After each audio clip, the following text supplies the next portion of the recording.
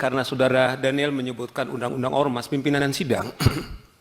Di pasal undang-undang ormas tersebut, kalau katakanlah seorang melakukan ancaman, kemudian bukan saja bisa kemudian dibekukan, tapi diberikan peringatan, kemudian bisa juga dipidana. Nah, misalnya contoh kasus-kasus.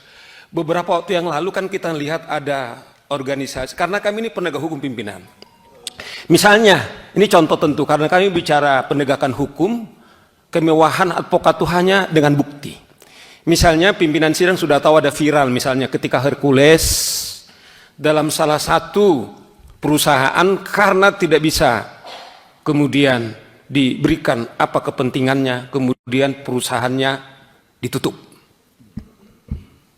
Kalau dari kami perspektif advokat sudah sangat telanjang, ini mestinya harus sudah ditindak. Itu yang dikatakan Daniel. Adakah sampai detik ini kita berbicara, jangankan dibekukan, diperingatkan pun tidak. Contoh yang lain, saya masih ingat nih, telanjang nih pimpinan.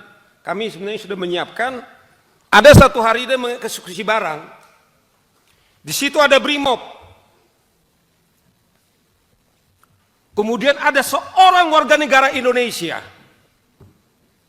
Kemudian itu disidang itu dan dibilang, saya sudah lama tidak makan orang, katanya. Pimpinan sidang diam itu. Brimob itu diam.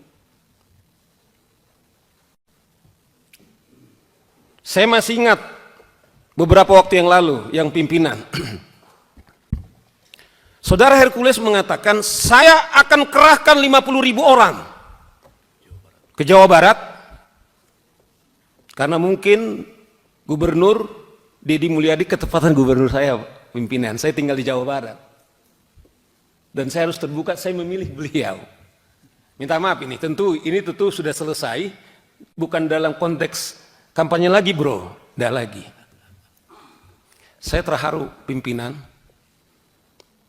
Gubernur kami berpidato, setelah dia dilantik 3 bulan, baru sekali dia datang ke kantor. Saudara bisa cek. Yang ada itu adalah wakil gubernur, kemudian dengan sekretaris daerah yang menikmati kantor itu. Karena dia menyebutkan nama ormas saja, kemudian dia diancam. Saudara Deddy Mulyadi datang ke tempat saya. Apa maksud Anda? Tidak ada di situ, dia hanya ingin membentuk pemerintah daerah Jawa Barat, membentuk ormas. Yang saya miris pimpinan, polisi tidak akan mampu membubarkan kami. Kemudian kita bertanya, ada apa? Itulah yang sekarang terjadi di Depok. Bukan saja aparat penegak hukum kita, polisi kita, kemudian dikejar-kejar,